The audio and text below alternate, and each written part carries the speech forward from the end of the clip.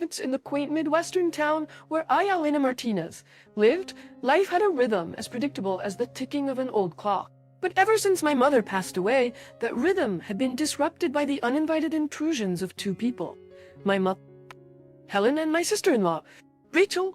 They had a knack for appearing at my doorstep just when I craved solitude the most. You know, Elena, it's quite rude to keep us waiting at the door, Helen would say, with a tone dripping with passive aggression. I could see Rachel smirking beside her, her eyes scanning my living room like a hawk. Sorry, I wasn't expecting anyone. Their visits had become a dreaded routine. Each time they arrived, they expected to be entertained and catered to, as if they were royalty. We're just here to keep you company, dear. You must be so lonely without your children. Helen would chide, settling herself comfortably on my couch. Rachel would follow suit, lounging as if she owned the place, and then would come the most irksome part. Elena, why don't you order us some steaks? We can't have our visit without a proper meal, Rachel would suggest, her voice sweet yet commanding. But it's almost 4 p.m. I would protest weakly. Helen would wave her hand dismissively. Nonsense, dear. It's never too late for a good meal. And make sure it's from that expensive place downtown. We deserve a treat, don't we? Rachel, as I begrudgingly placed the order, watching the numbers on the bill climb, I felt a mix of anger and helplessness. These steak dinners were bleeding me dry.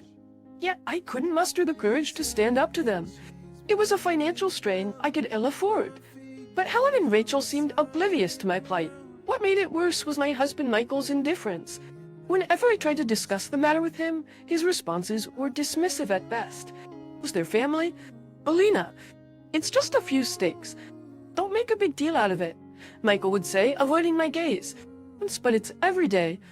Michael, and it's not just about the money. They're taking advantage of our hospitality. I would argue, my frustration evident. Elena, they mean well. You're overreacting, he would conclude, effectively shutting down any further discussion. This pattern continued for 2 long years. 2 years of unannounced visits, expensive meals, and a growing sense of resentment. It felt like I was trapped in a cycle with no escape. But little did I know the real storm was yet to come, a storm that would change everything. The routine continued, each day blending into the next with Helen and Rachel's unrelenting visits. However, one evening, as the sun dipped below the horizon, casting long shadows across my living room, Michael came home with a look on his face that spelled trouble. Elena, we need to talk, he said, his voice unusually stern. Sensing the gravity in his tone, I braced myself. What is it? Michael, he took a deep breath, and without any preamble, dropped the bombshell. So my parents and Rachel's family are moving in with us next week. You need to clear out your room. I felt the room spin around me. What? The ED? I realized then that the man standing before me was not the Michael I had married. He'd become a stranger, one who valued his family over his wife. As Michael walked away, leaving me standing alone in the dimly lit room, a fire ignited within me. A fire of anger, yes, but more than that, a determination to stand up for myself. I'll clear out the house, I said, my voice steady despite the turmoil inside me. But not in the way you expect. Michael paused, turning back with a smirk. I thought you'd put up more of a fight. But if you're being sensible for once, that's good. He didn't understand. He couldn't see the resolve that had taken hold in me. For years I had been the dutiful wife, bending over backward to accommodate his and his family's whims. But not anymore. The next morning, as Michael left for his business trip, I took my first step towards freedom. I picked up the phone and dialed a number I had found the night before. My voice was calm, my instructions clear. Yes, I'd like to schedule a pickup for all my furniture and appliances, I said, a sense of empowerment growing with each word. And I need it done before the end of this week. As I hung up the phone, a sense of exhilaration washed over me. It was the beginning of my revenge, a plan meticulously crafted to turn the tables on those who had wronged me. Michael thought he had won, but he was gravely mistaken. The house would be cleared out, yes, but it would be empty for him and his precious family. I was taking back control, one step at a time. The next few days were a whirlwind of activity. I coordinated with movers, arranged for the sale of furniture, and secretly packed my personal belongings.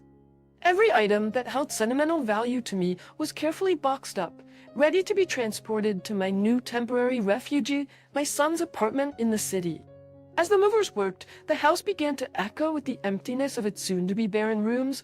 Each piece of furniture that left the house felt like shedding a layer of the life I had built here, but with it, a weight lifted off my shoulders. The day before Michael's return, the house stood empty, a hollow shell of its former warmth. I took one last look around, memories flashing through my mind of laughter, of tears, of moments cherished and now left behind. But this was no time for nostalgia, it was time for retribution. I left a note on the barren kitchen counter, its words succinct. "Michael, as per your request, I've cleared up the house. Good luck with your new living arrangements. Elena." At that, I turned my back on the life I had known and headed to the city, a mix of apprehension and excitement for what lay ahead. Upon arriving at my son's apartment, his welcome was warm but tinged with concern. "Are you sure about this?" he asked, his brow furrowed. "I've never been more certain," I replied, my resolve unwavering. That evening, as anticipated, my phone rang. It was Michael, his voice a cocktail of confusion and rage. "Elena, what the hell have you done? The house is empty." "Yes. Michael, you said to clear out my room? I took it to mean the entire house," I responded coolly. "That's not what I meant and you know it. Where are you? What about all our stuff?" "I've taken what's mine. The rest is for you to figure out," I said, a sense of satisfaction creeping into my voice. "You can't do this to me, to us." Michael's voice cracked with desperation. "Honey, I thought the same when you decided to kick me out of my own house," I retorted. The line went silent for a moment before Michael hung up. I knew this was just the beginning, but it was a start to taking back my life and dignity. Sitting in the quiet of my son's apartment, I realized this was more than just revenge. It was a statement that I was no longer the Elena who would be walked over and disregarded. This was a new chapter, one where I would be the author of my own story. The next morning, the gray light of dawn filtered through the curtains of my son's apartment, bringing with it a sense of anticipation. My phone rang, the caller ID flashing Michael's name. I answered, bracing myself for the onslaught. "Elena, you've got to come back." "This is madness." Michael's voice was a mix of anger and disbelief. "I'm not coming back." "Michael, you made it clear I wasn't wanted," I replied, my voice steady. "You can't just sell all our things and leave. What about us? What about our marriage?" The desperation in his voice was palpable. "Assume vacuosity. Our marriage?" I scoffed. "That ended when you chose your family over me, in my own home." There was silence on the other end. I knew I had hit a nerve. It was then that I revealed the full extent of my actions. "Also, Michael, I've started the process of selling the house. As you so eloquently put it, it doesn't matter who it originally belonged to." "You can't do that." "Elena." His voice was rising in panic now. "Not anymore. Michael, and since you're so concerned about family, I'm sure Halif and Rachel can help you find a new place." The line went dead. I knew this wasn't the end of it, but for the first time in years, I felt in control of my destiny. Later that day, Rachel called, her voice dripping with venom. "Retreat, you backstabbing witch? How could you do this to us? Where are we supposed to go?" "The same place you expected me to go," I replied coldly. "You and Helen were so eager to take over my home.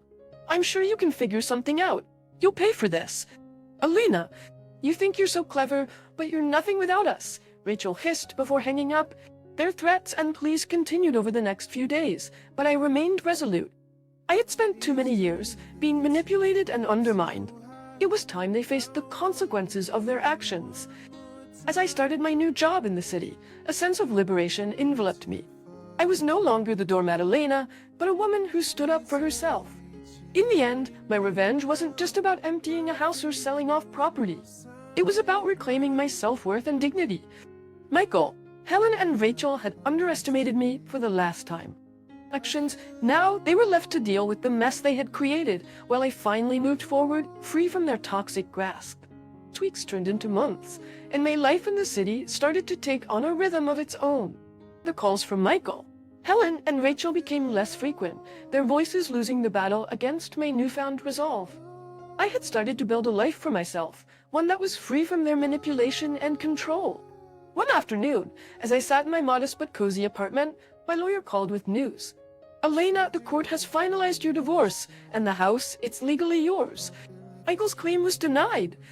A wave of relief washed over me. This was more than just a legal victory, it was vindication. It was proof that I had been right to stand up for myself, to fight back against the injustice that had been thrust upon me. But how? That house is all I have. Michael's incredulous voice echoed through the phone later that day. You made your choices. Michael, you chose your family over your wife. May you live with those choices, I said, the finality in my voice mirroring the closure I felt inside. But Alina, where will I go? I have nothing, he pleaded. That's not my concern anymore. Michael, you should have thought of that before, I replied before hanging up. But as in the weeks that followed, rumors reached me through friends still living in my hometown. Michael, Helen and Rachel had been forced to move into a rundown apartment on the outskirts of town. Their once comfortable lives had become a daily struggle, a stark contrast to the luxury they had once taken for granted. I heard about Helen and Rachel's constant bickering, their relationship strained under the weight of their new reality. Michael, it seemed, had taken to gambling, hoping to win back some of their lost fortune, but only sinking deeper into despair. These stories, once a source of pain, now seemed distant, almost foreign. I'd moved on, building a life that was mine and mine alone. My job in the city was fulfilling, and my evenings were spent exploring my newfound freedom. One day, as I walked through the bustling city streets, I bumped into Anthony, a friend from my hometown who had also moved to the city. We shared our stories, finding solace in our mutual experiences. Alina, it's incredible how much you've changed. You're like a completely different person, Anthony said, admiration in his eyes. I had to change. For Anthony, it was the only way to save myself, I replied, a smile playing on my lips.